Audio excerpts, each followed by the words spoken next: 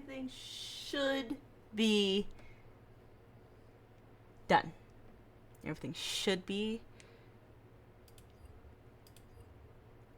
Yes, everything should all be set in place. Okay. Ooh. Okay.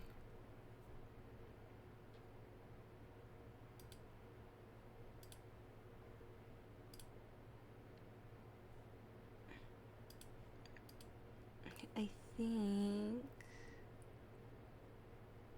Hold on. I don't have everything. Oh my god.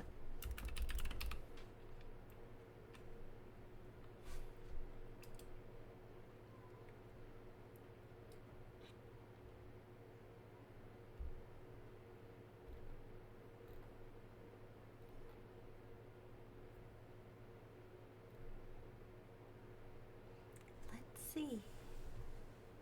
Let's see. 1 second.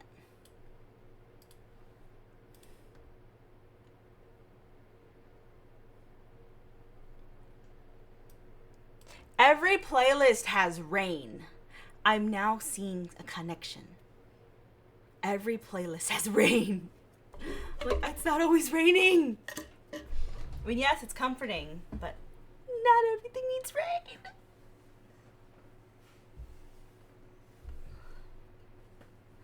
Okay, I like this one.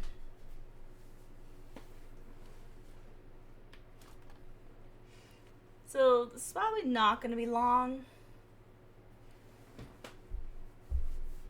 Perhaps like an hour and 15 minutes. If oh god, girl, get it together.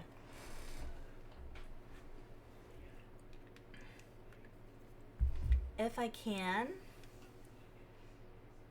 Okay, so alright, I think I found the good playlist, so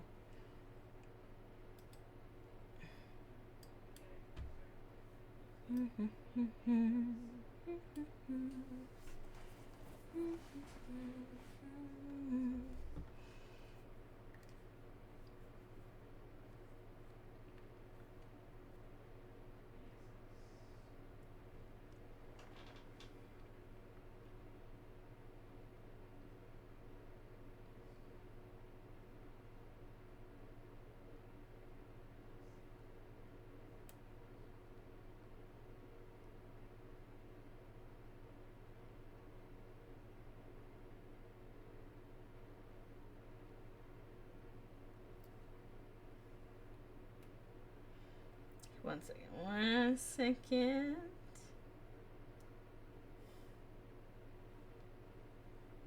Okay, I think I got it.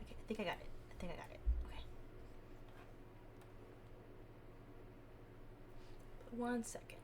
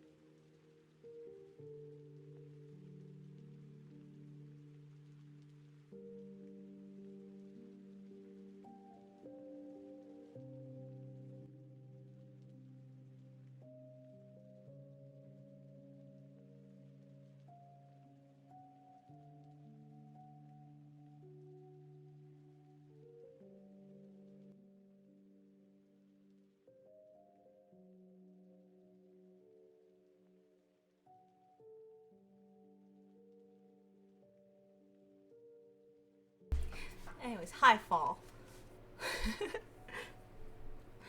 Like the rain ambiance is really loud.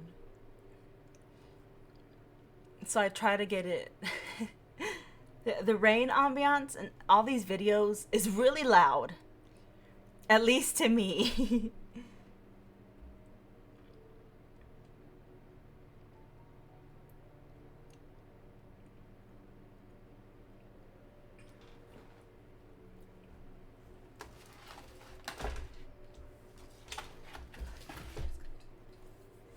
So I hope it's at a good level.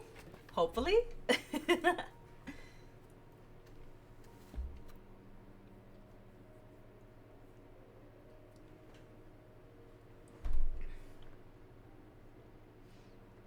Ooh, girl.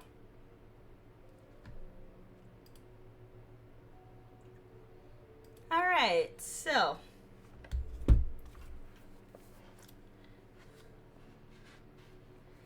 catching up to what happened last week.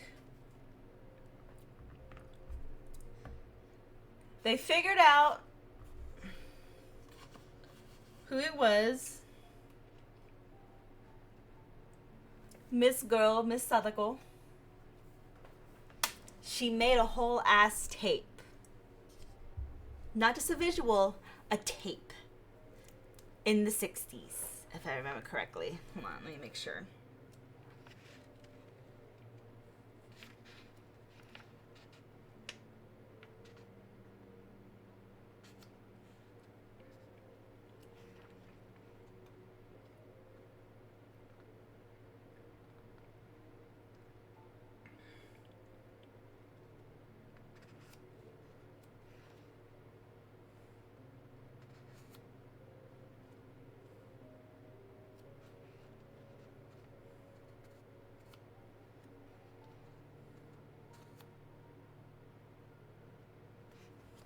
Or, yeah. They managed to find Miss Sadako the information in record time because they kind of knew what they were looking for. But Asakawa he has 2 days left. So, let's find out what happens. Mind you, I'm going in this blind. Hi, Jay. Enjoy your lurk.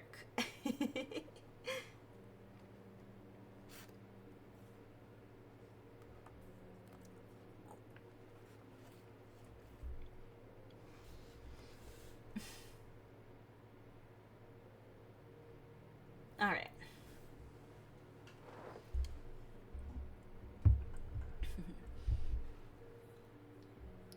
And then, as I said, the stream's gonna be a bit short. Maybe like an hour and 15 minutes at most, probably. So let's see how far we can get.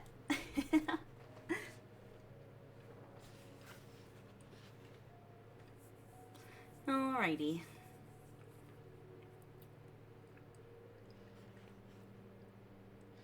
So we're on chapter 8, by the way. Well, in this little portion.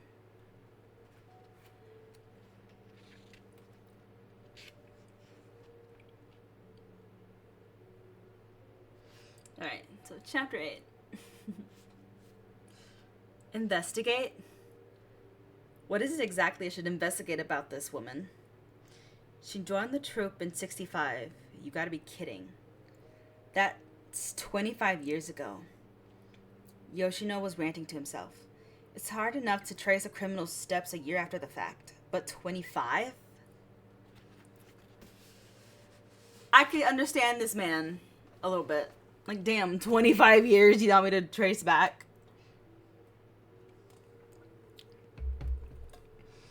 We need anything and everything you can find. You want to know what kind of life this woman led, what she's doing right now, what she wants. She's a vengeful spirit. Yoshino could only sigh.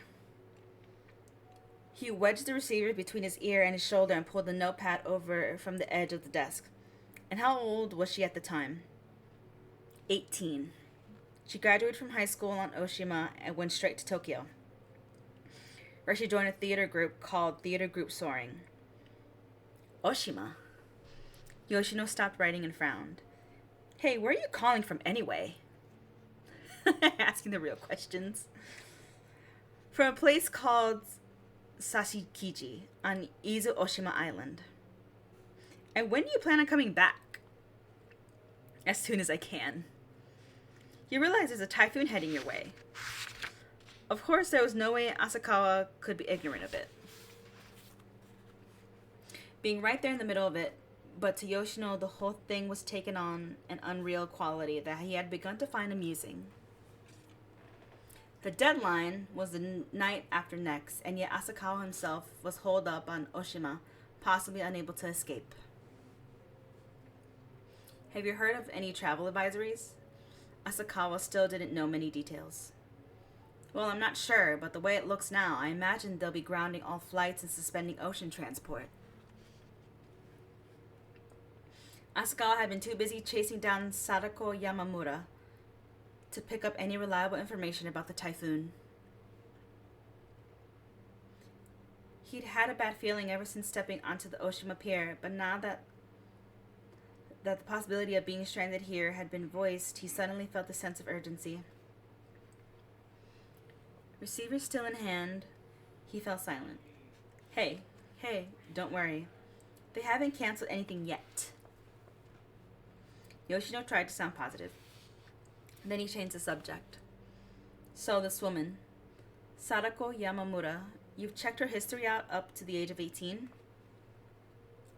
More or less, Asakawa answered, conscious of the sound of the wind and waves outside the phone booth. This isn't your only lead, right? You've got to have something besides the theater group Soaring. Nope, that's it. Sadako Yamamura, born in Sashikiji on Izu Oshima Island in 1947, to Shizuko Yamamura. Hey, make a note of that name, Shizuko Yamamura. She was 22 in 47. She left her baby, Sadako, with her grandmother and ran off to Tokyo. Why did she leave the baby on the island? There was a man. Make note of this too. I'm so sorry that if I butcher this name, I'm so sorry. Hey, Hachiro Ikuma. At the time, he was assistant professor to psychiatry. He was Shizuko Yamamura's lover.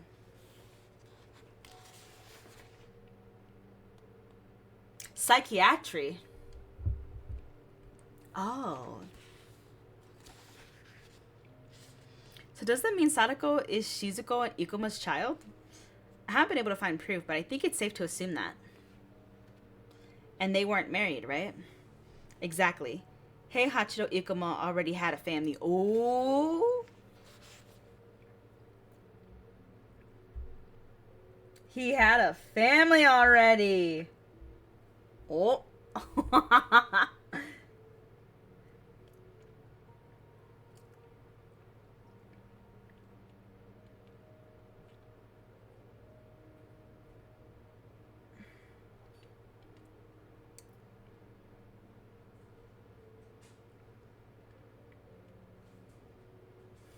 He had a family. Woo.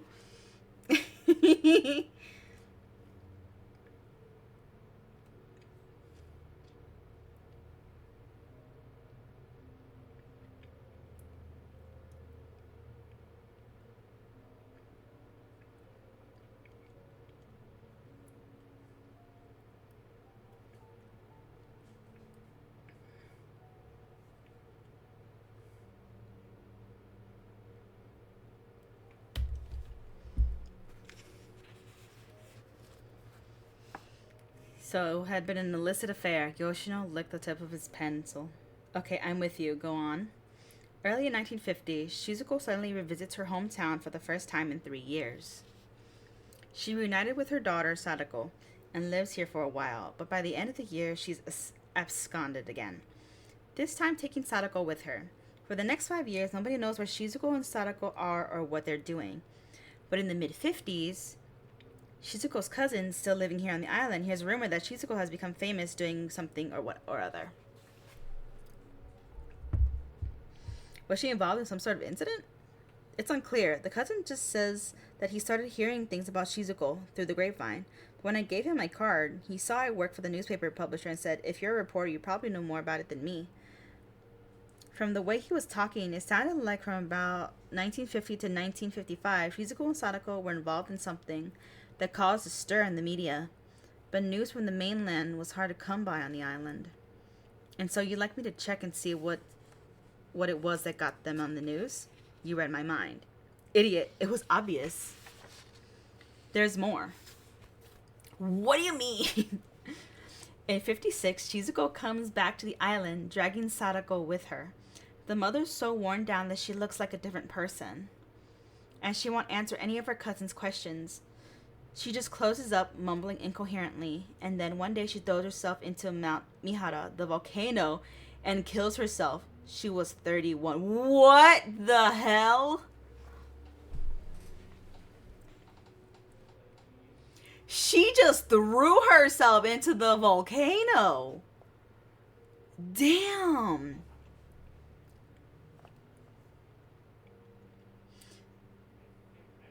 So I'm also finding out why Shizuko committed suicide. God damn.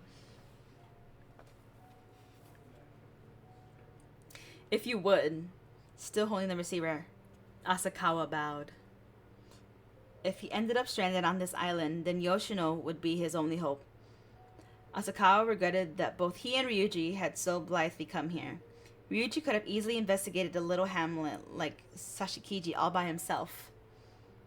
It would have been more efficient for Asakawa to stay in Tokyo and wait for Ryuji to contact him, and then team up with Yoshino to check things out on that end. Man's desperate. Alright, I'll do what I can. But I think I'm a little understaffed here. I'll call Oguri and ask him to send some people your way. That'd be great. It was one thing to say it, of course, but Asakawa didn't have much confidence in the idea. His editor was always complaining about being short-handed. Asakawa seriously doubted he'd spare valuable manpower for something like this. So her mother kills herself, and Sadako stays on in Sashikiji, taken care of by her mother's cousin. That cousin has turned his house into a bed and breakfast now. He was about to say that he and Ryuji were now staying at that very house, but decided it was an unnecessary detail. The following year, Sadako, who was a 4th grader now, made a name for herself at school by predicting the eruption of Mount Mihara. She was psychic. Did you get that? Mount Mihara erupted in 1957 on the very day and time Sadako had predicted. Now that's impressive. If we had a woman like that, we wouldn't need the coordinating committee for earthquake prediction. Oh, buddy.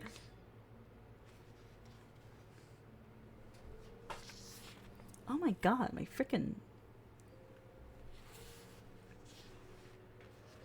As a result of her predictions coming true, her fame had spread throughout the island and was picked up by Professor Miura's network. But Asakawa figured that he didn't need to explain all that. What was important now was... After that, islanders kept coming to Sadako asking her to predict their futures. But she turned down every single request. She just kept saying she didn't have that kind of power.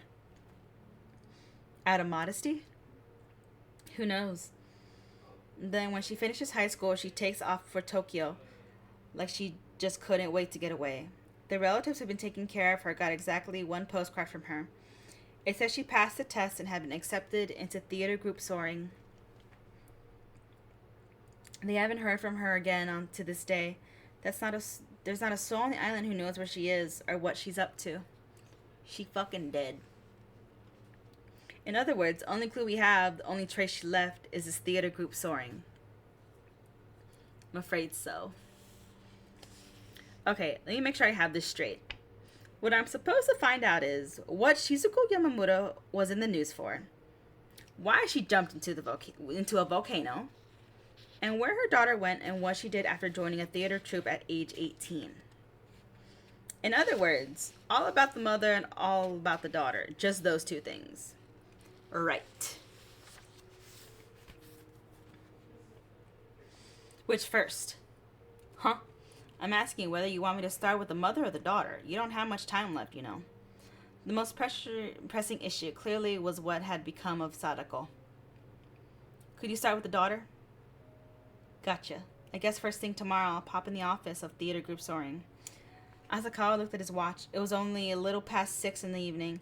Still plenty of time before our rehearsal space would be closing. Hey, Yoshino. Not tomorrow. Say you'll do it tonight.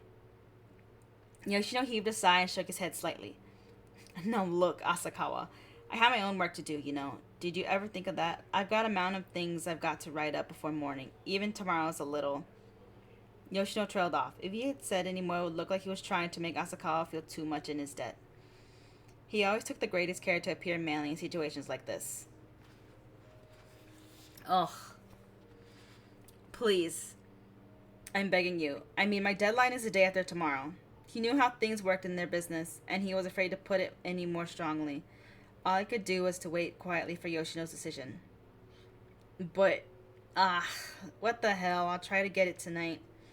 I'm not making any promises, mind you. Thanks, I owe you. If he fucking lives. Asakawa bowed and started to hang up. Hey, hang on a second. There's something important I haven't asked you yet. What's that? What possible relationship could there be between what you saw in the video and this Sadako Yamamura? Asakawa paused. You wouldn't believe it if I told you. Try me. No video camera recorded those images. Asakawa paused for a good long moment to allow his meaning to sink into Yoshino's brain. Those images are things that Sadako saw with her eyes, and things she imagined in her head. Fragments presented one after another, with nothing to contextualize them. Huh? That'd be my reaction. What? Yoshino was momentarily at a loss for words. See? I told you wouldn't believe it. You mean they're like psychic photos? The phrase doesn't even begin to cover it. She actually caused these images to appear on a TV tube. She's projecting moving images onto a TV. So what? She's a production agency? Oh!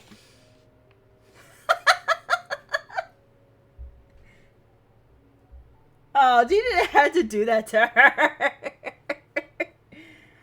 I'm calling her a production agency.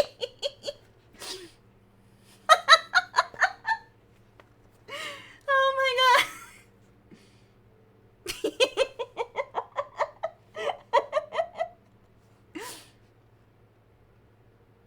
That's just so... That was funny. Sorry. Yoshino laughed at his own joke. Nah, dude, I've laughed too. Asakawa didn't get angry. He understood why Yoshino had to joke. He listened silently to his friend's carefree laughter. 9:40 p.m. as he climbed the stairs out of Yotsuya Sanchome or Sankome station. It's one of the two. Out of Maru no Nochi subway line, a gust of wind threatened to blow Yoshino's hat off, and he had to hold it down onto his head with both hands. He looked around and for the fire station he was supposed to use as a landmark. It was right there at the corner. A minute's walk down the street took him to his destination. A sign stood on the sidewalk reading, Theater Group Soaring. Next to it, a flight of stairs led down to the basement, from the depths of which came the voices of young men and women, raised in mingling singing and recitation. They probably had a performance coming up and were planning to rehearse until the train stopped running. He didn't have to be an arts reporter to figure that out, but he spent most of the time chasing after crime stories. He had to admit it felt a little weird visiting the rehearsal space of a repertory theater company.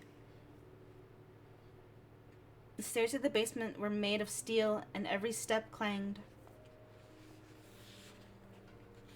If the founding members of the company had no recollection of Sadako Yamamura, then the thread would snap, and that psychic's life, on which all their hopes rested, would sink back into the darkness.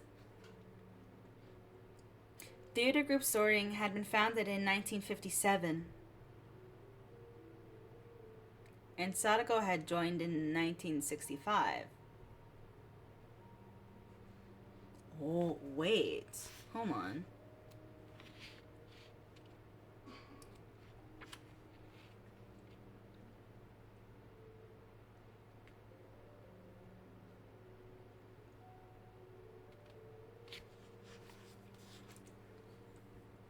That same year, Sadako predicted the eruption.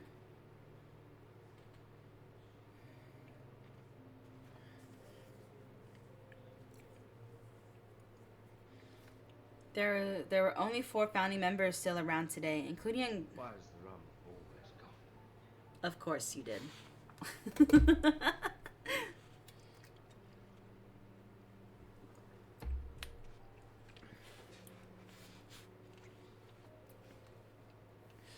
Okay, including a guy named Uchimura, a playwright and director who spoke for the group.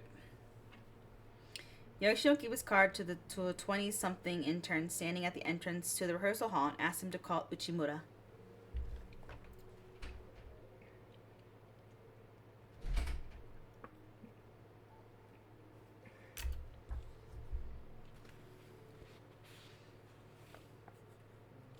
You have a visitor from the Daily News, sir.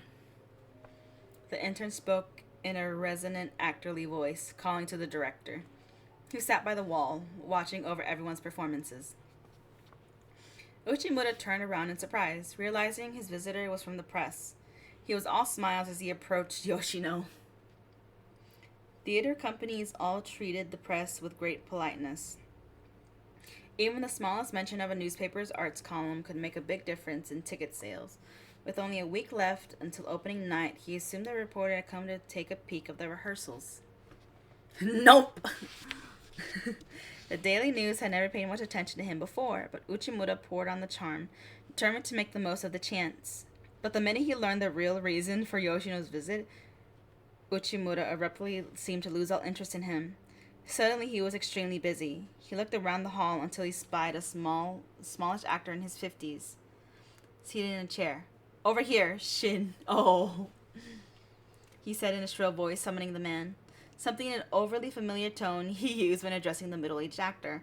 Or maybe it was his womanish voice itself, combined with his ungainly long arms and legs. Gave the brawny Yoshino the creeps. This guy is different, he thought. Shin, baby, you don't go on until the second act. Be a dear, talk to this man about Sadako Yamamura. You remember that creepy girl, don't you? Shin's voice was one Yoshino had heard before, dubbing Japanese dialogue onto Western movies shown on TV. Shin Arima was better known as a voice actor than for his work on stage. He was one of the other original members still in the troupe. Sadako Yamamura. Arima scratched his balding head as he tried to reel in quarter-century-old memories. Oh, that Sadako Yamamura. He grimaced. Evidently the woman had left a deep impression on him. You remember? Well, then I'm rehearsing here, so take him up to my room, won't you? Uchimura bowed slightly and walked back towards the assembling players. By the time he reached the place he'd been sitting, he was once more every inch the lordly director. Opening the door marked President, Arima pointed to a leather sofa set and said, "Have a seat." If this was the president's office, it meant the troupe was organized like a business. No doubt the director doubled as CEO. And it brings you out of the middle of a storm like this. Arima's face glistened red with sweat from rehearsing, but a kindly smile lurked in the depth of his eyes. The director looked like the type of person who was always weighing the other's motives while conversing, but Rima was the kind of guy who answered everything you asked him honestly, without covering anything up. Interviews could either be easy or painful, depending on the subject's personality. I'm sorry to bother you when you're so busy like this. Yoshino sat down and took out his notepad. He assumed his usual pose, pen clutched in his right hand. I never expected to hear the name Sadako Yamamura. Not now. That was ages ago. Arima was recalling his youth.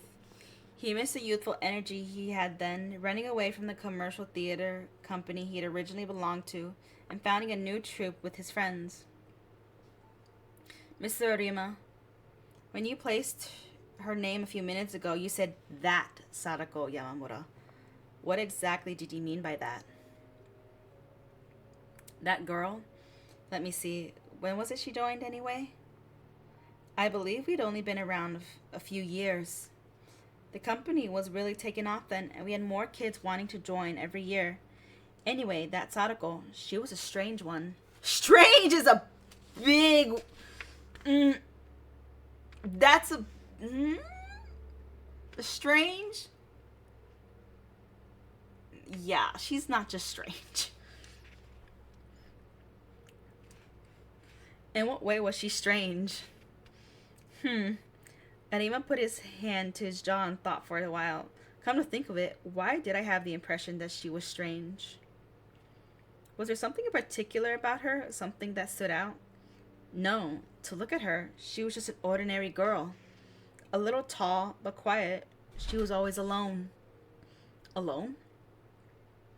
Well, usually the interns become quite close to each other, but she never tried to get involved with the others. There's always someone like that in any group. It was hard for Yoshino to imagine that this alone had made her stand out. How could you describe her, say, in a word? In a word?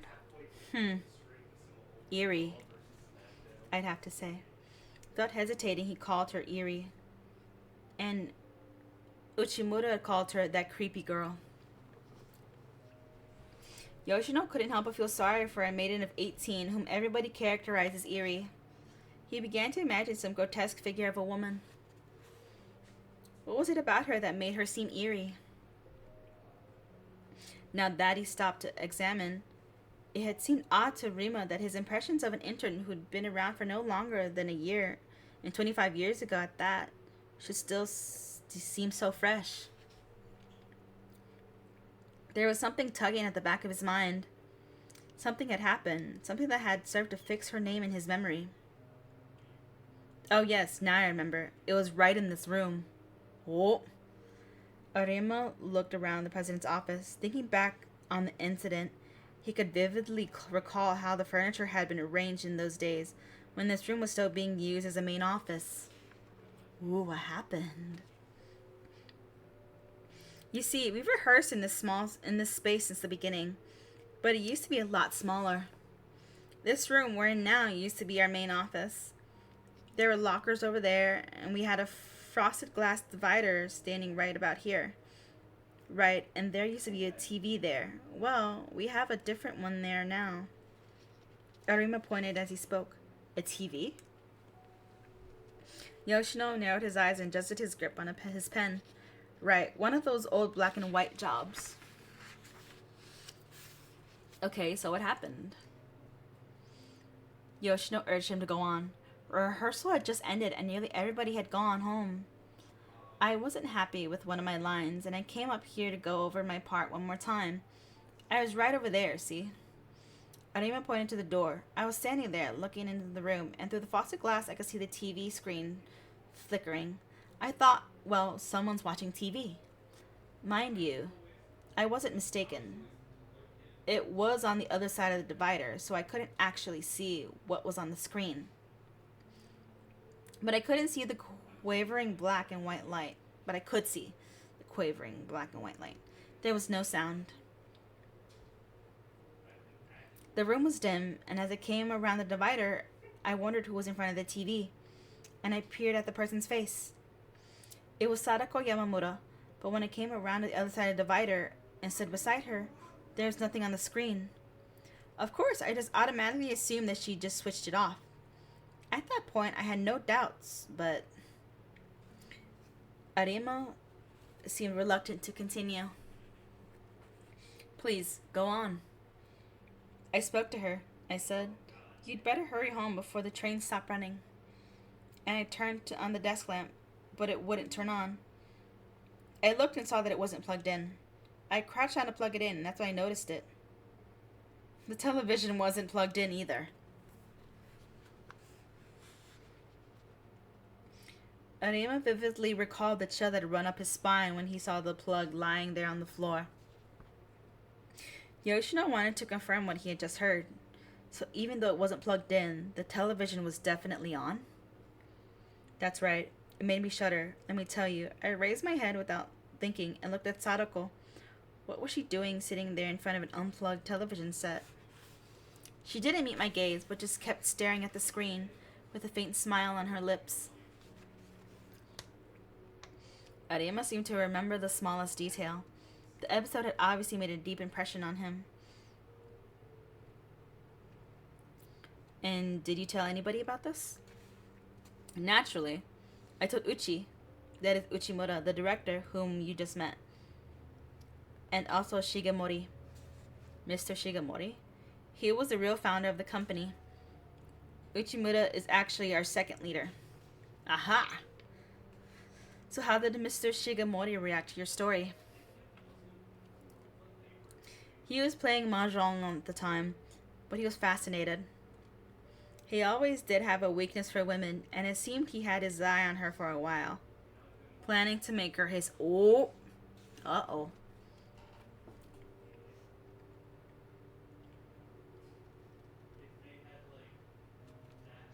Then that evening, after he'd had a few, he started talking crazy, saying, "Tonight I'm going to storm Sadako's apartment." We didn't know what to do. It was just drunken babbling. We couldn't take it too seriously, but we couldn't go along with it either. After a while, everybody went home, and Shigemori was left alone. And in that end, we never knew if he actually went to Sadako's apartment that night or not. Because the next day, when Shigemori showed up at the rehearsal space, he looked like a completely different person. Oh. He was pale and silent. He just sat in his chair saying absolutely nothing. Then he died right there, just like going to sleep. Oh, shit. She fucking killed him. I mean...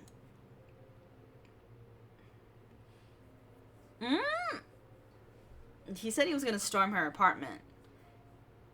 He kind of deserved it. Startled, Yoshino looked up. What was the cause of death? Cardiac paralysis. Today they'd call it sudden heart failure. I guess. He was pushing himself pretty hard to get ready for our premiere, and I think he just overdid it. Oh. So basically, nobody knows if something happened between Sadako and Shigemori.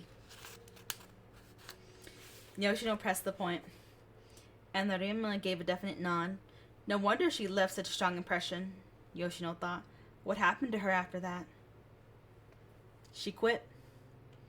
I think she was only with us for a year or two, and then what did she do after she quit? I'm afraid I can't help you there. What do most people do after they quit the troupe? People who are really dedicated try to join another company. Do you think Sadako Yamamura might have done that? She was a bright girl, and her acting instincts weren't bad at all, but she had such personality defects. I mean, this business is all about personal relationships. I don't think she was really cut out for it. Oh, girl. Damn. I feel bad for her.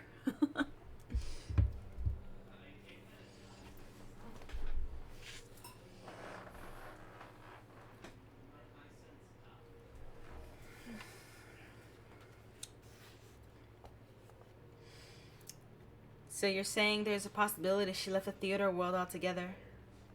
I really couldn't say. Is there anybody who might know what happened to her? Maybe one of the other interns who was here at the time. Would you happen to have any other names and addresses? Hold on.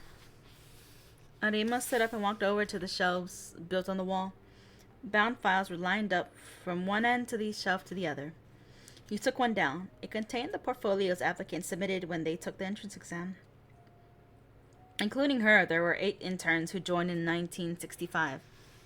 He waved the portfolio in the air. May I have a look? Go right ahead. Each portfolio had 2 photos attached, a headshot and a full body shot. Trying to remain calm, Yoshino pulled out Sadako Yamamoto's portfolio. He looked at her photos.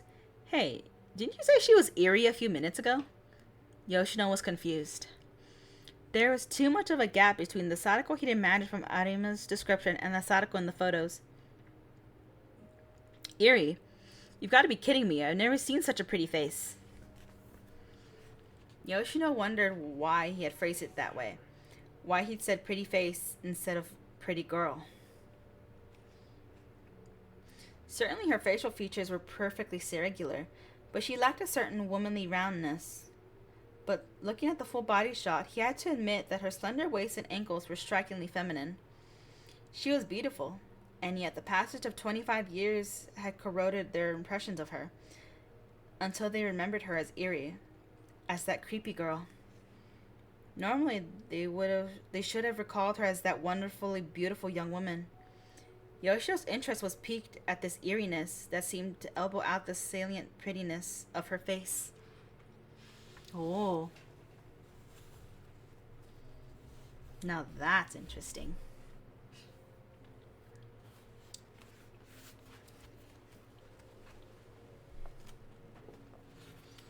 How much more in this?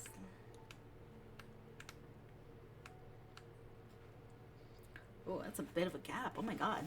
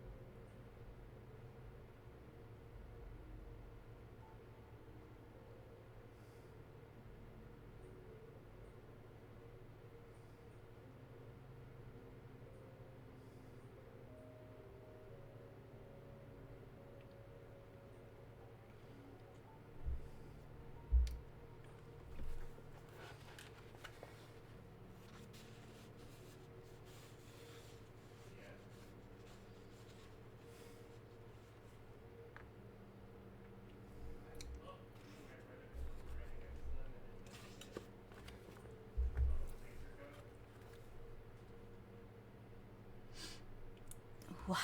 Okay. I mean, that's wild. To just call her creepy and whatnot. Well, she's relatively good looking. Something else had to have happened.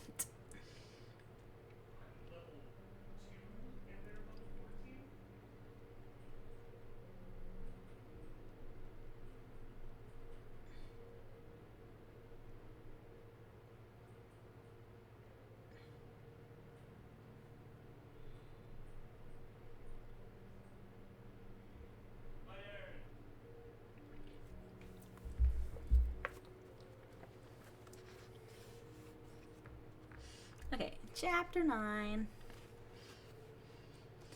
October 17th, Wednesday.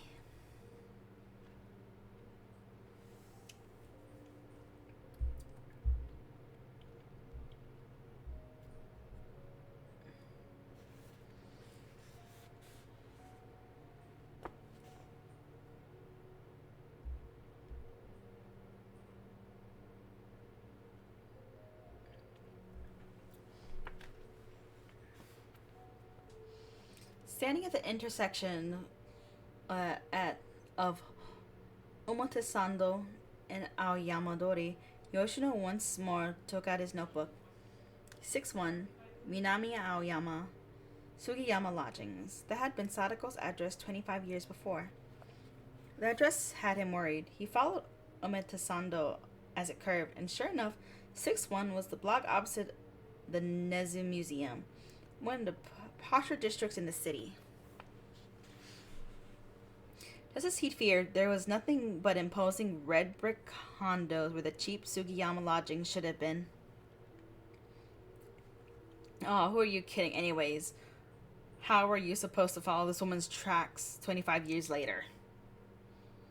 His only remaining lead was the other kids who joined the theater group at the same time as Sadako. One of the 7 who'd come in that year, he'd only been able to find contact information for 4. None of them knew anything about Sadako's whereabouts. Then the trail would have gone dead. And Yoshino had a feeling that was exactly what would happen. He looked at his watch, 11 in the morning. He dashed into a nearby stationery shop to send a fax to the Izu Oshima Bureau. He might as well tell Asakawa everything he'd found out up to this point. At the very moment, Asakawa and Ryuji were at the bureau, Hayatsu's home. "Hey, Asakawa, calm down."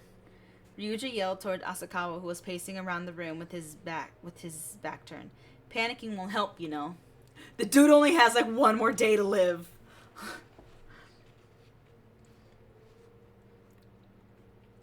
The typhoon warnings flowed steadily from the radio. Maximum wind velocity, barometric pressure near the eye of the storm, millibars, northeasterly winds, areas of violent winds and rain, heavy swells. It all rubbed Asakawa the wrong way. At that moment, typhoon number 21 was centered at a point in the sea roughly 150 kilometers south of Cape Omezaki, advancing in a northeasterly direction at the speed of roughly 20 kilometers an hour, maintaining wind speeds of 40 meters per second. Oof. At this rate, it would hit the sea just south of Oshima by evening. It would probably be tomorrow, Thursday, before air and sea travel was resorted. Or was restored. Can't fucking read. At least, that was Hayatsu's forecast. "Thursday," he says. Asakawa was seething. "My deadline is tomorrow night at 10. You damn typhoon, hurry up and blow through, or turn into a tropical depression or something." "When the hell are we going to be able to catch a plane or a boat off this island?" Asakawa wanted to get angry at someone, but he didn't even know who. "I never should have come here. I'll regret it forever, and that's not all. I don't even know where to begin regretting. I never should have watched that video. I never should have gotten curious about Tomoko Oishi and Shuichi Iwata's death. I never should have taken a cab that day. Shit.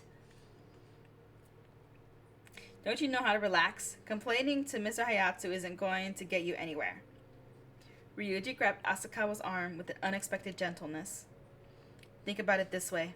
Maybe the charm is something that can only be carried out here on the island. It's at least possible. Why didn't those brats use the charm? Maybe they didn't have the money to come to Oshima. It's plausible. Maybe these storm clouds will have a silver lining. At least try to believe it, and maybe you'll be able to calm down. That's if we can figure out what the charm is." Asakawa brushed away Ryuji's hand. Asakawa saw Hayatsu and his wife Fumiko exchange a glance, and it seemed to him they were laughing. 2 grown men going on about charms. What's so funny? Why is the rum always gone? Thank you, Jay.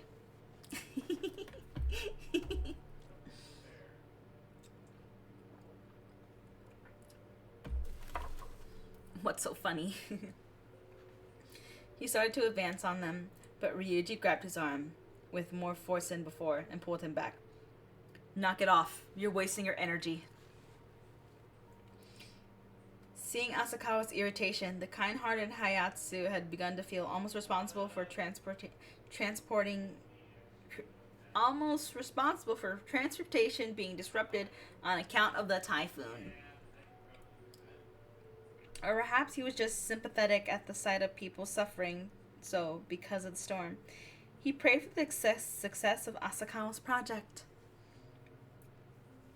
Fax was due to arrive from Tokyo, but waiting seemed only to ratchet up Asakawa's annoyance.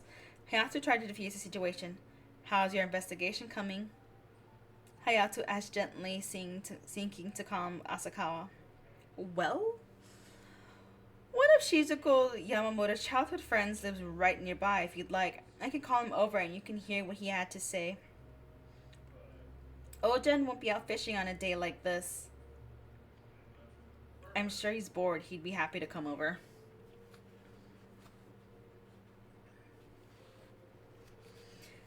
Hayato figured that if he gave Asakawa something else to investigate, it would be bound to distract him. He's near 70, so I don't know how well he'll be able to answer your questions, but it has to be better than just waiting. Alright. Not even waiting for the answer, Hayato turned around and called to his wife in the kitchen. Hey, call Gen's place and have him get over here right away.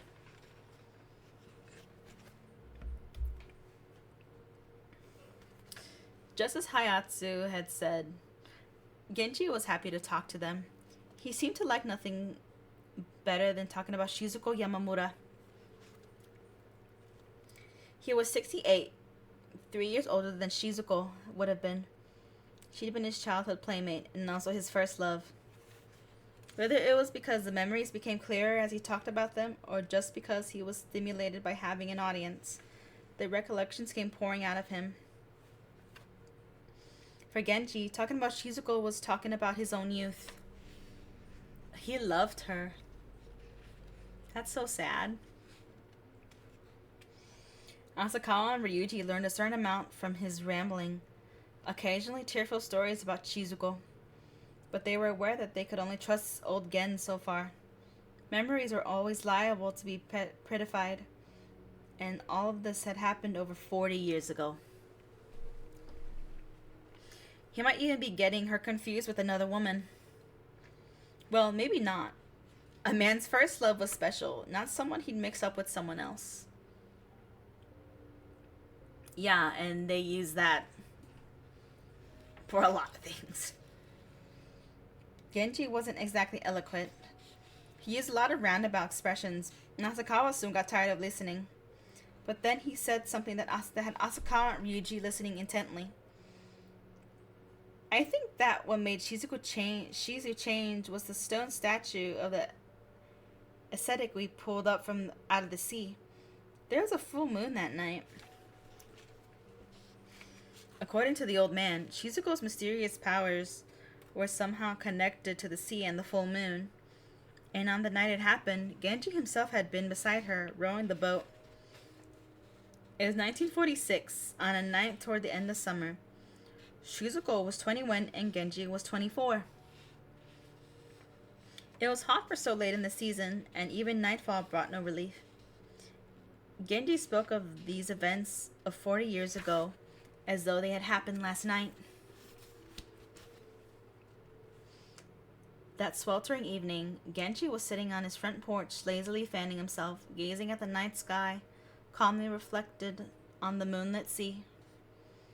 The silence was broken when Shizu came running up the hill to his house.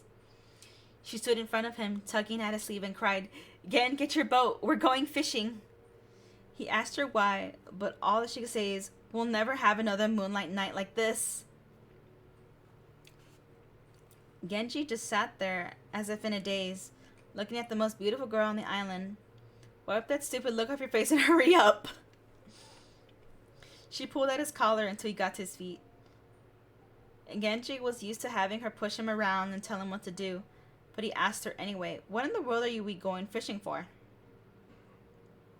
Staring at the ocean, she gave a brisk reply, "For the statue of the ascetic." Of the ascetic? With raised eyebrows and a note of regret in her voice. Shizuko explained that earlier in the day, some occupation soldiers had hurled the stone statue of the ascetic into the sea. In the middle of the island's eastern shore, there was a beach, called the Ascetic's Beach, with a small cave called the Ascetic's Grotto. It contained a stone statue of En no Ozunu, the famed Buddhist ascetic. who had been banished here in the year 699.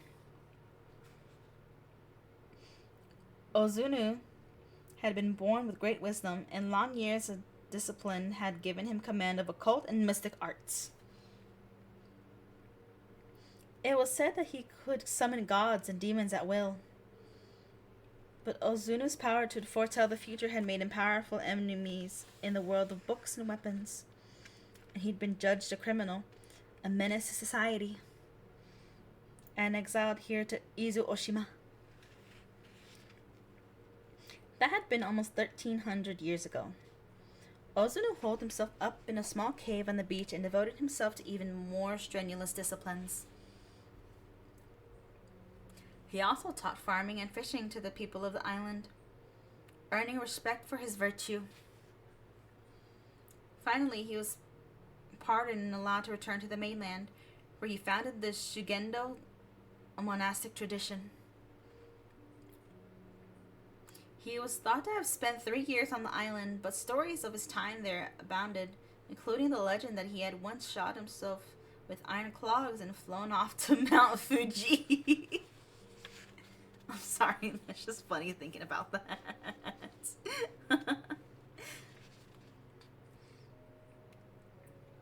The islanders still retained a great deal of affection for En-no Ozunu, and the ascetic's grotto was considered the holiest place on the island. A festival, known as the Festival of the Ascetic, was held every year on June 15th.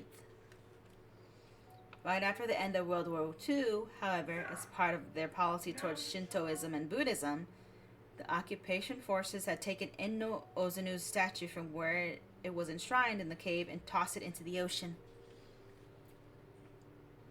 Shizuko, who had deep faith in Ozunu, had evidently been watching.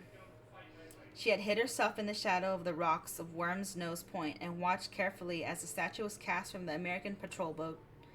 She memorized the exact spot. Genji couldn't believe his ears when he heard that they were going fishing for the statue of the aesthetic. Ascetic. Not aesthetic, ascetic. He was a good fisherman with strong arms, but he'd never tried to catch a stone statue. But there was no way he could just turn Shizuku down, given the secret feelings he nursed for her. He launched his boat into the night, thinking to take this opportunity to put her in his debt. And truth be told, being out in the sea under a beautiful moon like this, just the two of them, promised to be a wonderful thing. And you say so, brother. They'd built fires on Ascetic's beach and at Worm's Nose as landmarks, and now they rowed farther and farther out to sea. Both of them were quite familiar with the ocean here, the lie of the seafloor, the depth and school of fish that swam here. But now it was night time.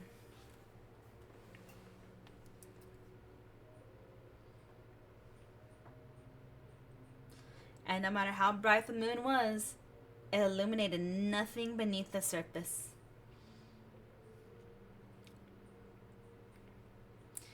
Genji didn't know how Shizuko intended to find the statue. He asked her while working the oars, but she didn't answer. She just checked their position again by the bonfires on the beach. One might have been able to get a pretty good idea of where they were by gazing over the waves at the fires of the beach and estimating the distance between them. Before they rowed several hundred meters, Shizuko cried, "Stop here!" She went to the stern of the boat, leaned down close to the surface of the water, and peered into the dark sea. "Look the other way," she commanded Genji. Genji guessed what Shizuko was about to do, and his heart leapt. Shizuko stood up and took off her splash-patterned kimono, his imagination aroused by the sound of the rope slipping across her skin. Genji found it hard to breathe. Behind him he heard the sound of her jumping into the sea. As the spray hit his shoulders, he turned around and looked. Shizuko was treading water, her long black hair tied back with a rag and one end of a slender rope clenched between her teeth. She thrust her upper body out of the water and took 2 deep breaths, then dived to the bottom of the sea. How many times did her head pop up from the surface of the water to gasp for air? The last time, she no longer had the end of the rope in her mouth. I've tied it fast to the ascetic. Go ahead and pull him up, she said in a trembling voice. Gen shifted his body to the bow of the boat and pulled on the rope.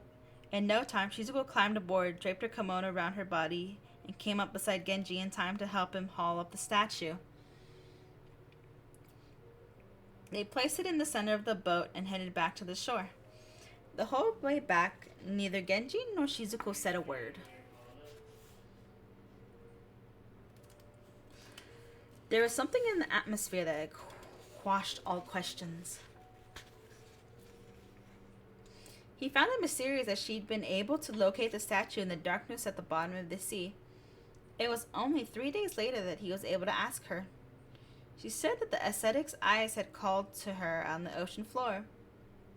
The green eyes of the statue, masters of God and demons, had glowed at the bottom of the deep dark sea. That's what Shizuko had said. After that, Shizuko began to feel physical discomfort. She never even had a headache up until then, but now she often experienced searing pains in her head, accompanied by visions of things she'd never seen before, flashing across her mind's eye. And it happened that these scenes she had glimpsed very soon manifested themselves in reality. Genji had questioned her in some detail. It seemed that when these future scenes inserted themselves into her brain, they were always accompanied by the same citrus fragrance in her nostrils. Genji's older sister had gotten married and moved to Orawara on the mainland. When she died, the scene had presented itself to Shizuku beforehand, but it didn't sound like she could actually consciously predict things that would happen in the future. It was just that these scenes would flash across her mind with no warning, and with no inkling of why she'd witnessed those exact scenes. So Shizuko never allowed people to ask her to predict their futures. The following year, she went up to Tokyo, despite Genji's effort to stop her. She came to know Heihachido Ikoma and conceived his child. Then, at the end of the year, she went back to her hometown and gave birth to a baby girl, Sadako. They didn't know when Genji's tale would end.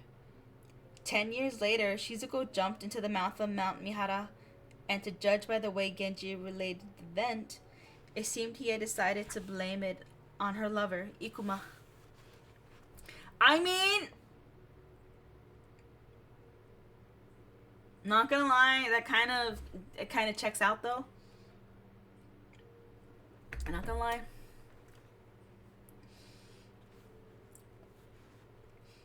It was perhaps a natural thought, as he had been Genji's rival in love. Yep. I was right. It's only natural.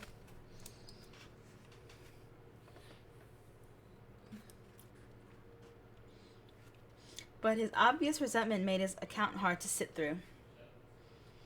All that gleamed from him was the knowledge that Sadako's mother had been able to see the future, and the possibility that this power had been given to her by a stone statue of Enno Ozunu. Just then, the fax machine began to hum. It printed out an enlargement of the headshot of Sadako Yamamura that Yoshino had gotten from the theater group Soaring. Asakawa was strangely moved. This was the first actual look he'd gotten of this woman. Even though it had only been for the briefest moment, he'd shared the same sensation as this woman, seen the world from the same vantage point. It was like catching the first glimpse of a lover's face in the dim morning light, finally seeing what she looks like after a night of entwined limbs and shared orgasms in the dark. And damn, that was quite descriptive. It was odd, but he couldn't think of her as hideous, but that was only natural. Although the photo came through the fax machine was somewhat blurred around the edges, still it fully communicated the allure of Sadako's beautifully regular features. She's a fine woman, isn't she? Ryuji said. Asakawa suddenly recalled Mai Takano. If you compare them purely on the basis of looks, Sadako was far more beautiful than Mai. And yet the scent of a woman was much more powerful with Mai. And what about that eerie quality that was supposed to characterize Sadako? It didn't come through in a photograph. Sadako had powers that ordinary people didn't have. They must have influenced the people around her. The second page of the facts summarized information about Shizuko Yamamura. It picked up right where Genji's story had left off just now. In 1947, having left behind her hometown in Sashikiji for the capital, Shizuko suddenly collapsed with head pains and was taken to a hospital. Through one of the doctors, she came to know Heihachiro Ikuma, an assistant professor in the psychiatry department of Taido University. Ikuma was involved in trying to find a scientific explanation for hypnotism and related phenomena, and he became very interested in Shizuko when he discovered that she had startling powers of clairvoyance. The finding went so far as to change the thrust of his research. Thereafter, Ikuma would immerse himself in the study of paranormal powers, with Shizuko as the subject of his research. But the two soon progressed beyond a mere researcher-subject relationship.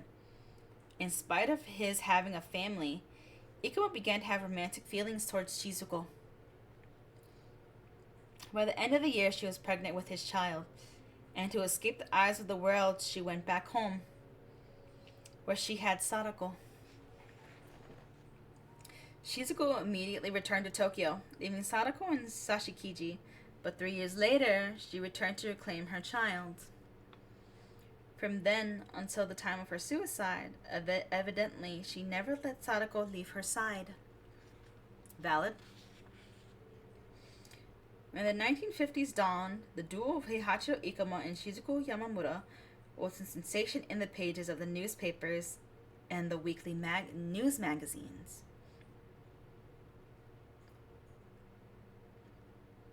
The incident that happened, oh, okay, we're getting into it now. They provided a sudden insight into the scientific underpinnings of supernatural powers. At first, perhaps dazzled by Ikuma's position as a professor at such a prestigious university, the public unanimously believed in Shizuko's powers. Even the media wrote her up in a more or less favorable light. Still, there are persistent claims that she could only be a fake, and when an authorized scholarly associated weighed in with the one-word comment questionable, people began to shift their support away from the pair.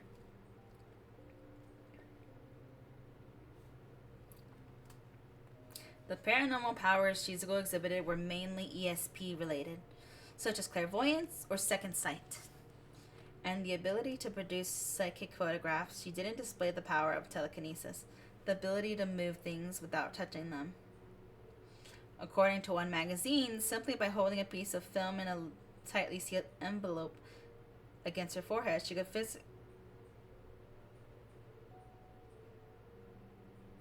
psychically imprint upon it a specific design. She could also identify the image on a similarly concealed piece of film 100 times out of 100. However, another magazine maintained that she was nothing more than a con woman, claiming that any magician with some training could easily do the same thing. In this way, the tide of public opinion began to rise against Shizuko and Ikuma. Then Shizuko was visited by misfortune. In 1954, she gave birth to her second baby, but it took sick and died at only 4 months of age. It had been a boy. Sadako, who was 7 at the time, seemed to have showered a special affection on her newborn little brother. She possibly killed him!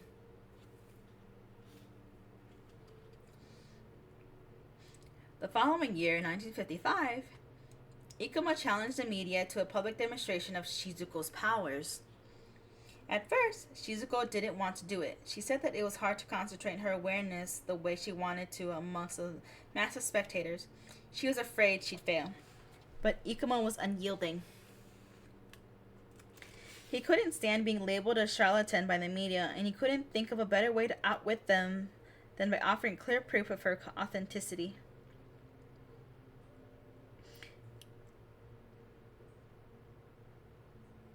On the appointed day, Shizuko reluctantly mounted the dais in the lab's theater, under the watchful eye of nearly 100 scholars and representatives of the press. She was mentally exhausted to boot, so these were hardly the best conditions for her to work under. The experiment was to proceed along. Why is the rum always gone?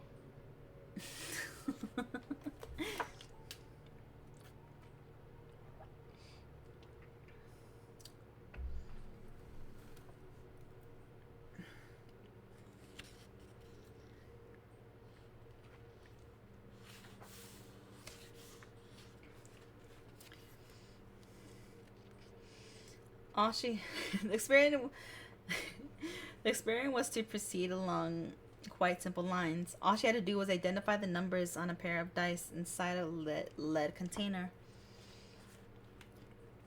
If she had just been able to exert her powers normally, it would have been no problem.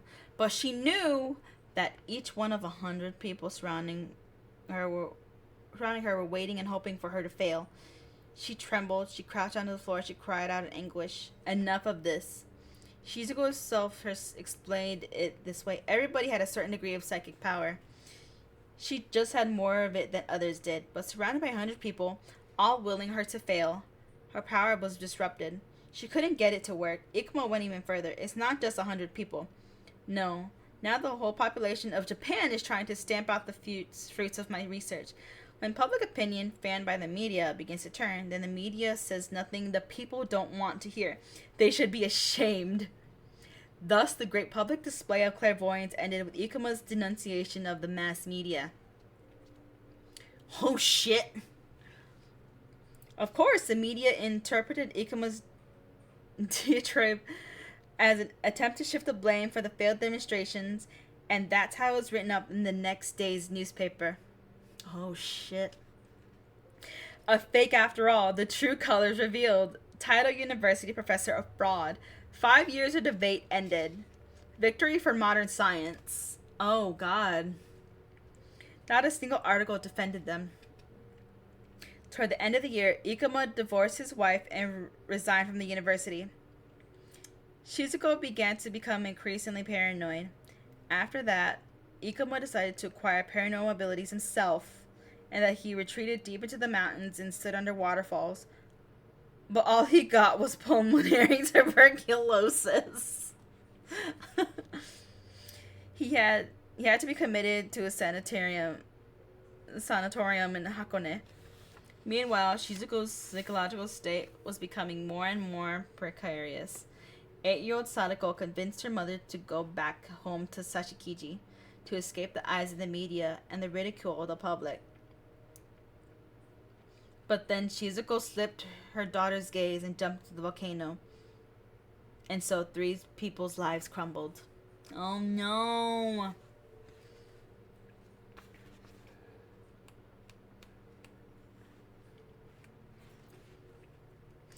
Asakawa and Ryuji finished reading the 2-page printout at the same time.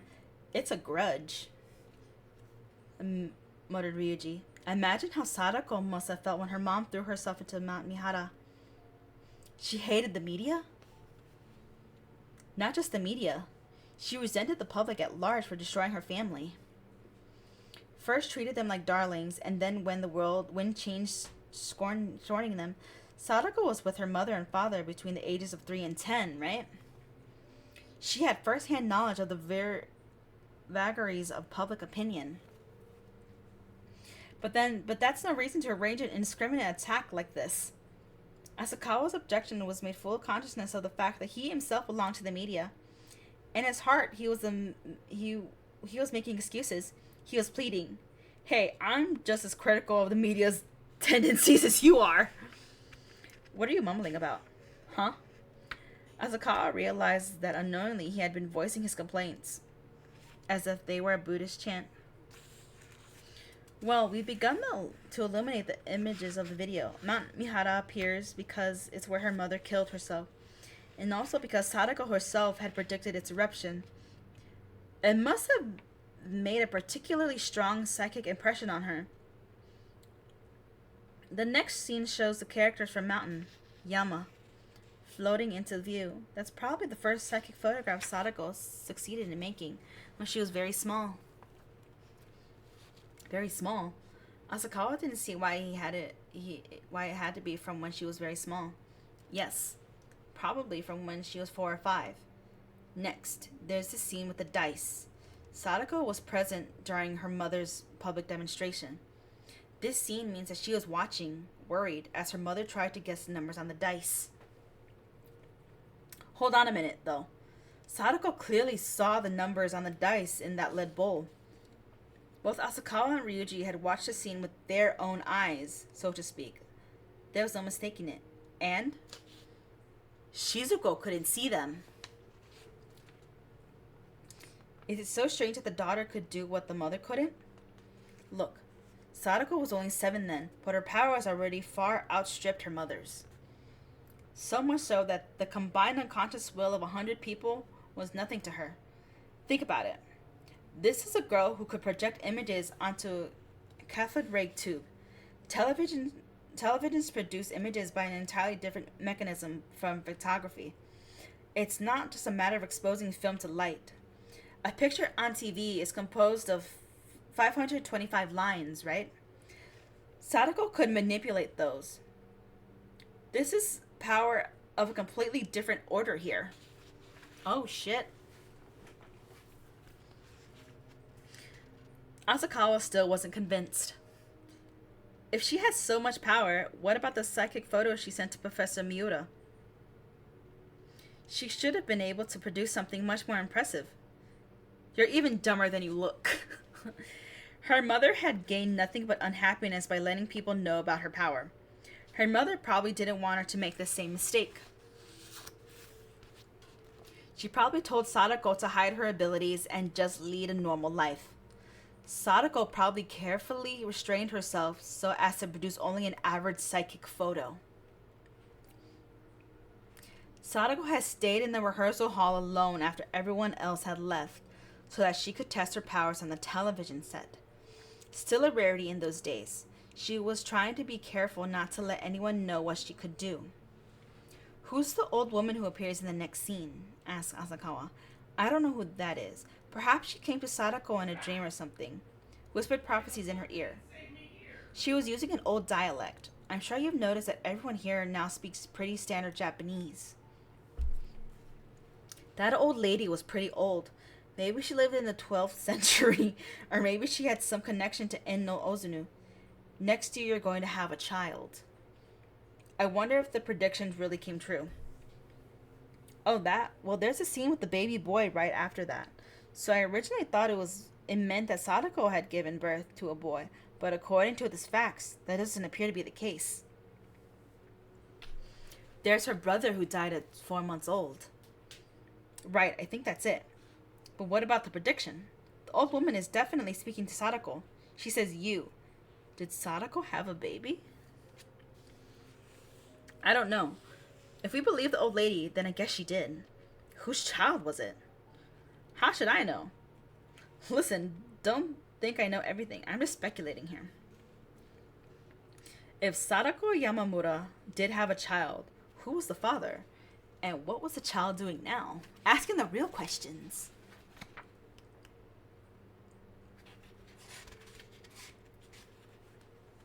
Ryuji stopped suddenly, banging his knees on the table as a result. I thought I was getting hungry. Look, it's way past noon. Say, Asakawa, I'm going to get something to eat. So saying, Ryuji headed for the door, rubbing his kneecaps. Asakawa had no appetite, but something still bothered him, and he decided to tag along. He just remembered something Ryuji had told him to investigate, something he had no clue how to approach and so hadn't done anything about. This was the question of the identity of the man in the video's last scene. It might be Sadako's father. Heihachi Ikuma. There was too much en- enmity in the way Sadako looked at him for that. When he'd seen the man's face on the screen, Asakawa felt a dull, heavy pain somewhere deep inside his body, accompanied by a strong feeling of antipathy. He was rather a handsome man, particularly around the eyes. He wondered why she hated him so. No matter what, that kind of gaze was not one Sadako would have turned on a relative. There was nothing in Yoshino's report to suggest that she had squared off against her father. Rather, he got the impression that she was close to her parents. Asakawa suspected it would be impossible to discover the identity of the man. Nearly 30 years had undoubtedly changed his looks considerably. Still, just on the off chance, maybe he should ask Yoshino to dig up photos of Ikuma. He wondered what Ryuji would think about this. Wanting to take the matter up with him, Asakawa followed Ryuji outside. The wind blew loudly. There was no point in using an umbrella. Asakawa and Ryuji hunched their shoulders and ran down the street to a bar in front of the harbor. How about a beer? Without waiting for a reply, Ryuji turned to the waitress and called out, 2 beers. Ryuji, to go back to our earlier conversation, what do you think of the images on the video are, finally? Don't know. Ryuji was too busy eating his Korean barbecue lunch special to even look up, so he gave a curt answer.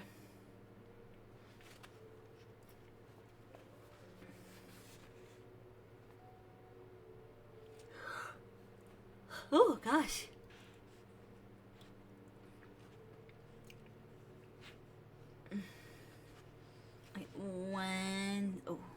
I will be right back.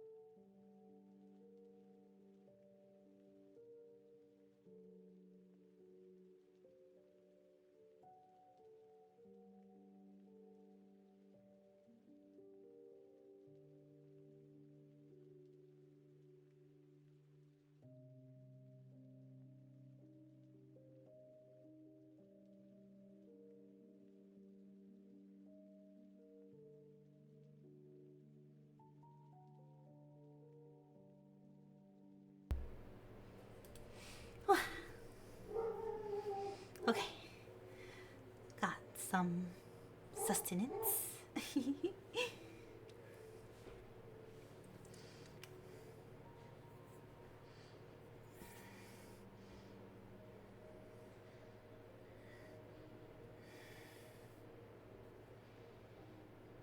Okay, 1 second, hold on. I gotta go again.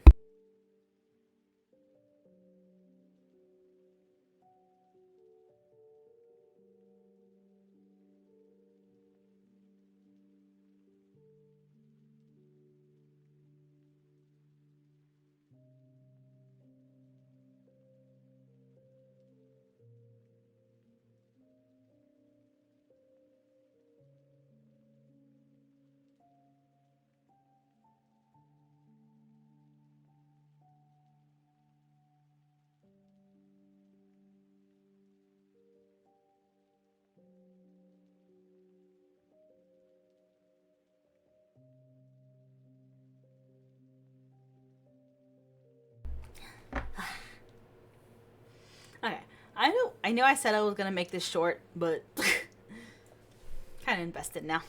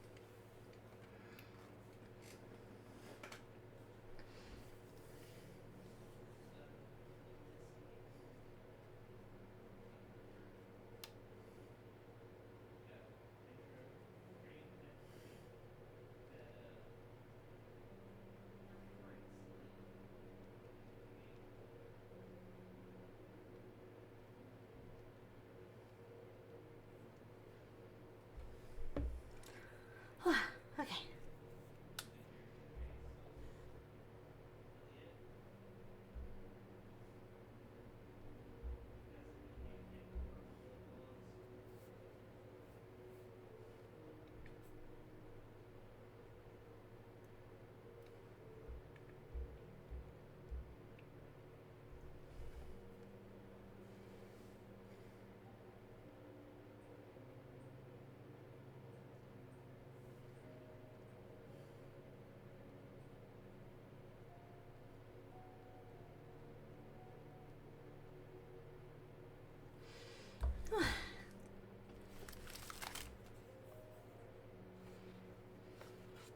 Yeah, I think after this chapter, I'm gonna call it in the end stream.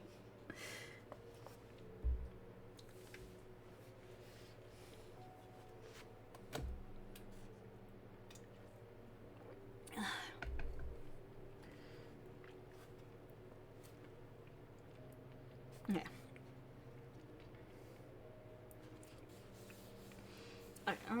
Okay, so he's eating his Korean barbecue. Asakawa stabbed a sausage with his fork and took a swallow of his beer. Out the window, they could see the pier. There was nobody at the ticket window for the Tokai Kisen ferry line. Everything was silent.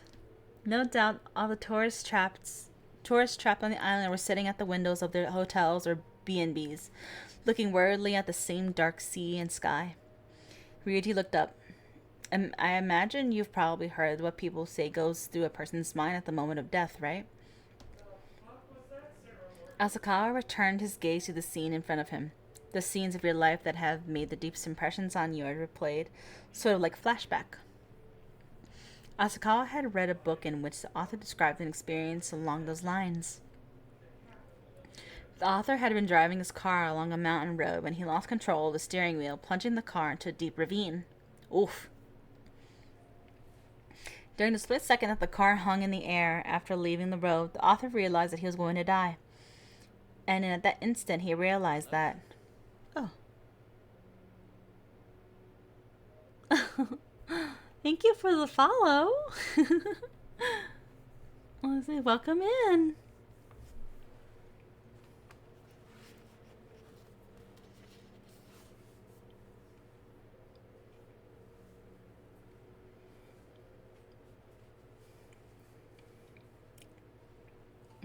And at that instant, he realized that a bunch of different scenes from throughout his life came pitter-pattering up and flashed through his brain. So clearly that he could see every detail. In the end, miraculously, the writer had survived, but the memory of that instant remained vivid for him.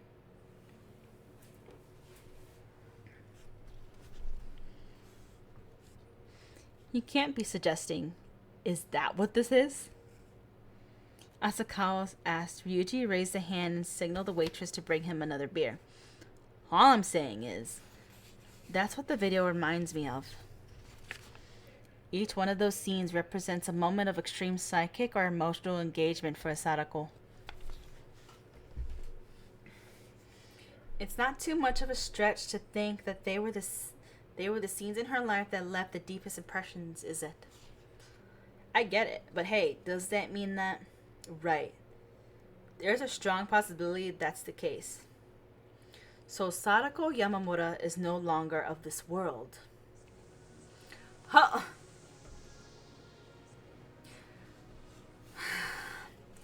Thank you for the raid, and Calamity, hello. You're here.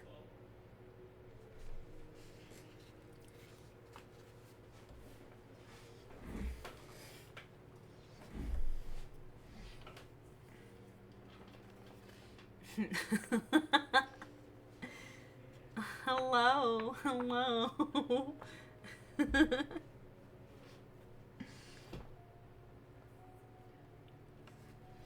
Welcome in, welcome in. I am Viliana Nispiro, your one and only villainess. And welcome to my little reading corner. Currently, I am reading Ring, which is inspiration for the horror movies.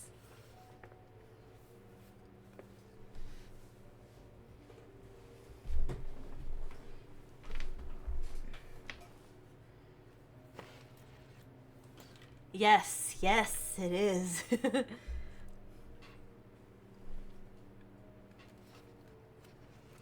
So sit back and relax as I read The Ring.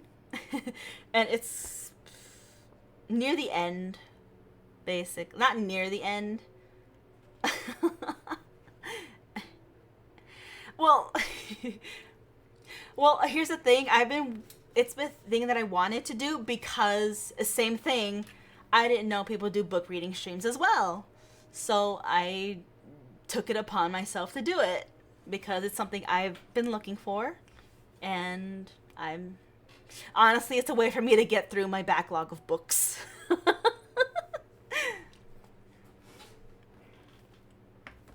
Usually it's every Wednesday. But these past couple of days, just haven't been feeling it, and I felt inclined to do it today. It's usually later on at night to give more ambiance, but yeah, I just decided to do it when I actually felt like it. But if you are interested in hearing the beginning of the book, I uploaded up to my YouTube. If you guys would go look at that, it's the same name, Viliana Nispiro.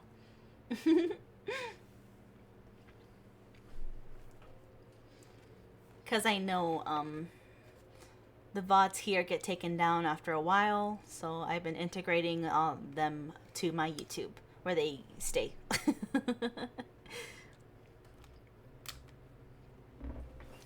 So you can catch up, and it's usually, yeah, about 2-3 hours long.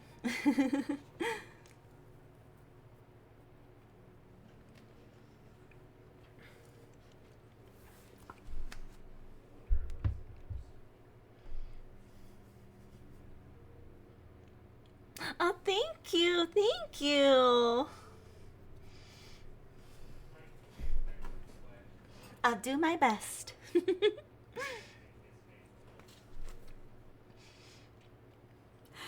Hi, Azura.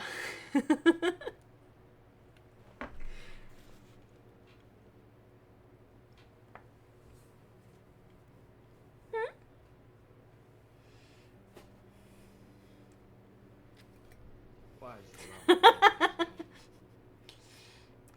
Thank you. Thank you.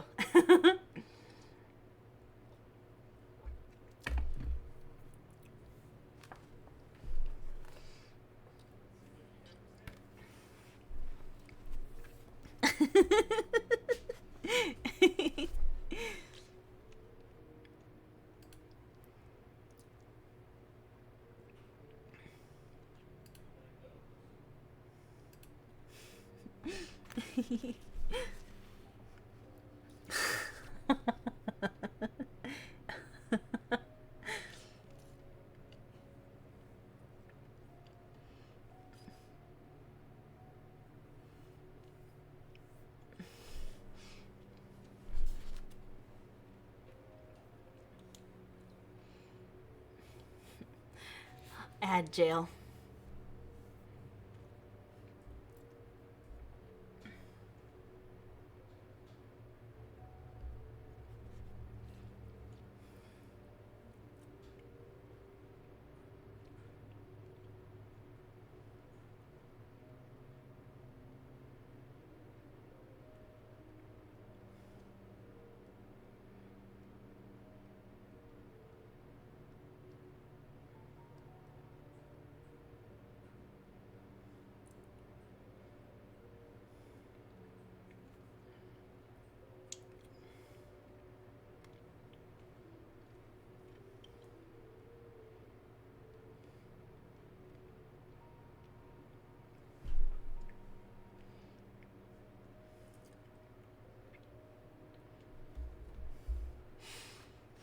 Okay, so where was I? Where was I? Okay, so Sadako Yamamura is no longer of this world. We all knew that.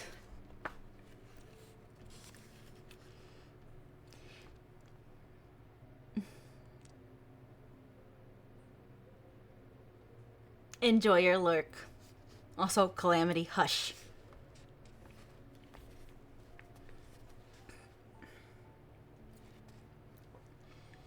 She died, and the scenes which flitted through her mind at the moment of death had taken the shape and remained in the world of living.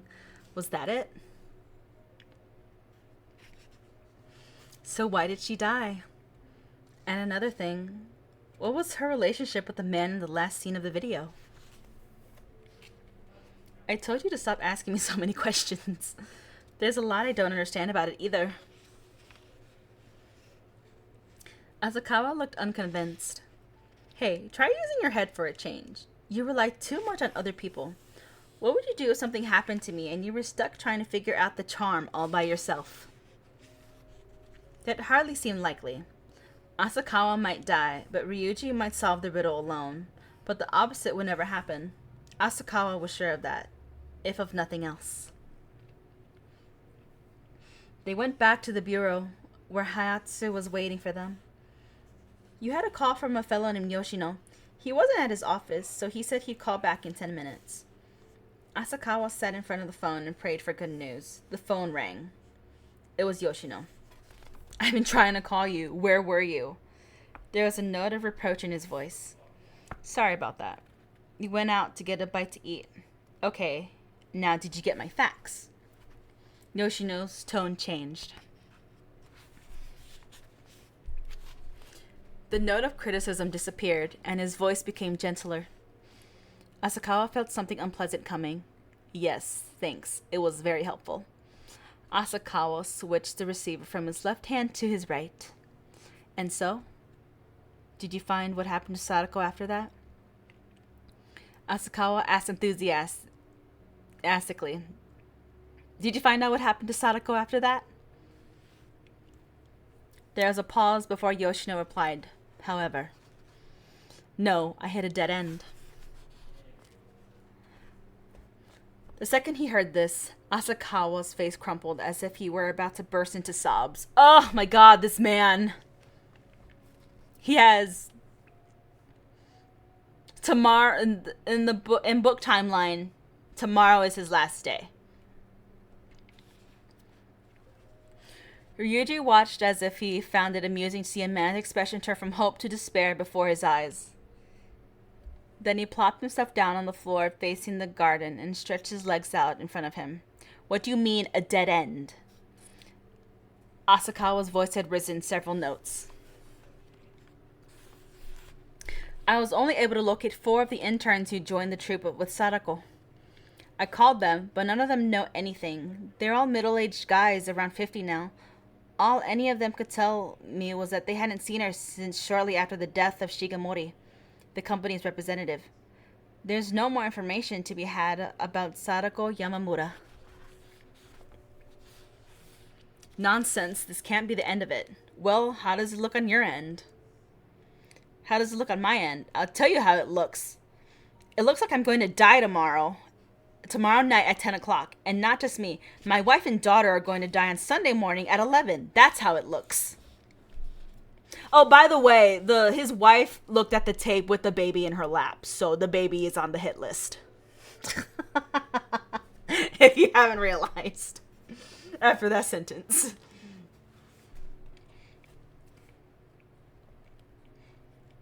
Ryuji called out from behind him, "Hey, don't forget about me. You'll make me feel bad." His friend that he's with is also gonna die. Asakawa ignored him and continued. There've got to be other things you can try. Maybe there's something besides the interns who wouldn't know what happened to Sadako. Listen, my family's lives depend on it. Not necessarily, though. What are you talking about? Maybe you'll still be alive after the deadline passes. You don't believe me. I get it. Asakawa could feel the whole world go dark before his eyes. Well, I mean, how could I really believe 100% in a story like this? Now, look, Yoshino. How could he put it? What did he need to say to convince him? I don't even believe half of it myself. It's stupid. A charm? Come on. But you see, if there's even a 1 in 6 chance that it's all true, it's like Russian roulette. You've got a gun with 1 bullet in it.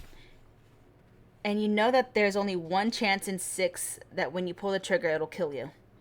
But could you pull the trigger? Would you risk your family on those odds? No, you wouldn't. You'd move the muzzle away from your temple. If you could, you'd throw the whole damn gun into the ocean, right? It's only natural.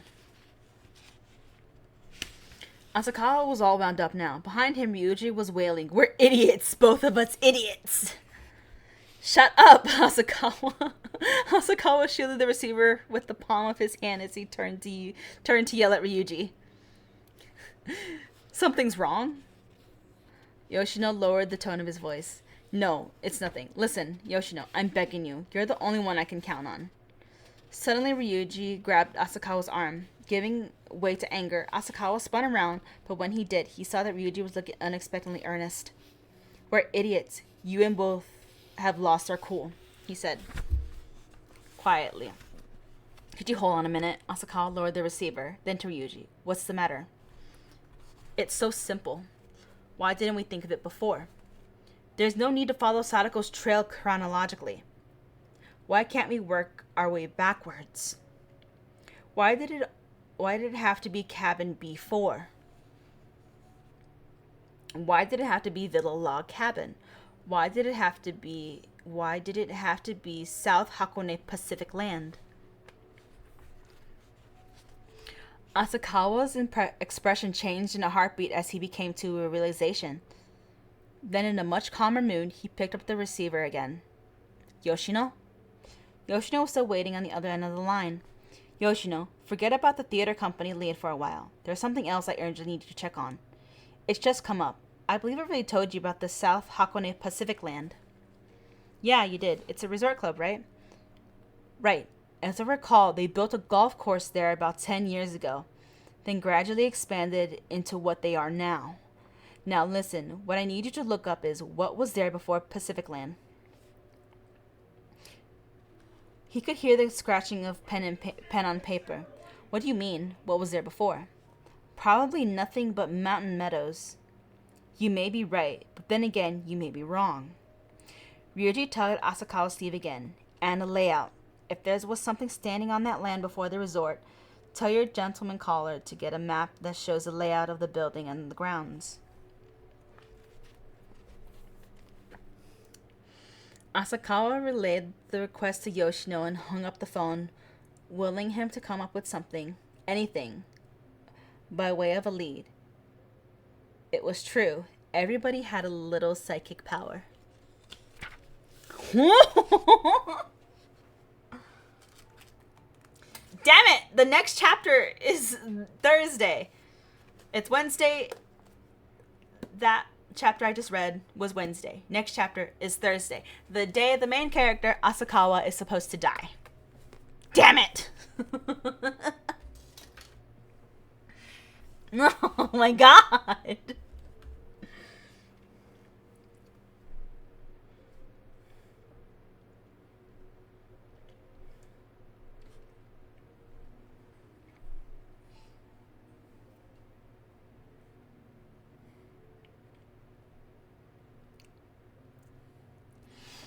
Oh my god,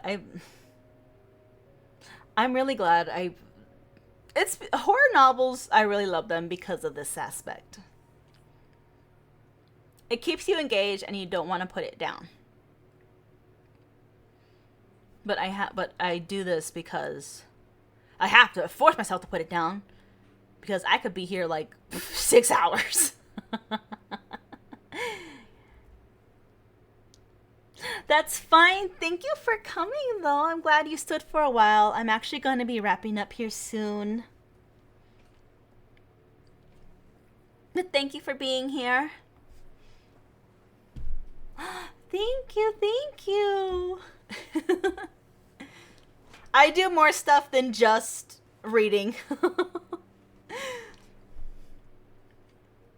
Mainly games, but I do have my reading corner every week. You as well, you as well. Alrighty. Actually, yeah, I'm gonna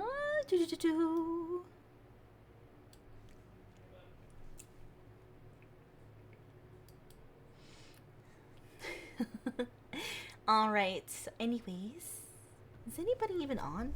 Hold on, now I think about it. Let me check if there's anybody on. There has to be some people on today.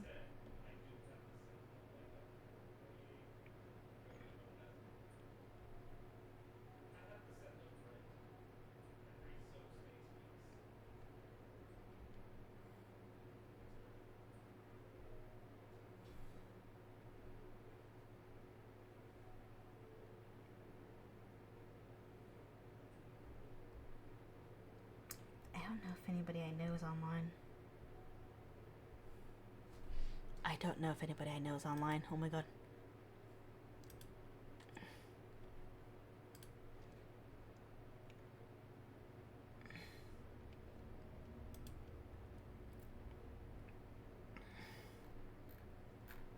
No, nobody I know is online.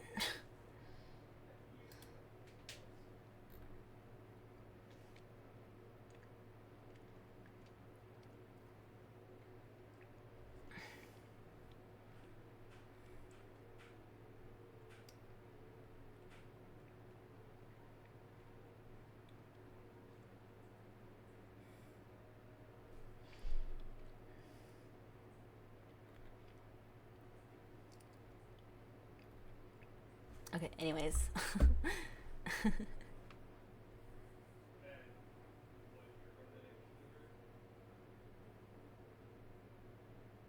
I really don't know.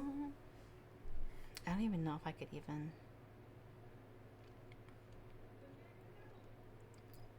Be kind of embarrassed if I did, not gonna lie.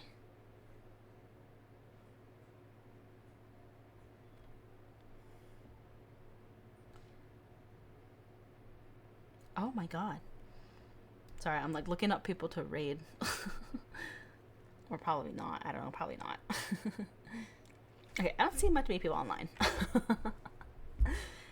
All right. So, thank you for being with me, and I hope you could tune in next week for more of this bullshittery. And I have all 3 of the books, by the way. So, it's not the end for Miss Sadako. So, thank you for being with me today. So, good afternoon, or good morning, or whenever you're watching this. Goodbye.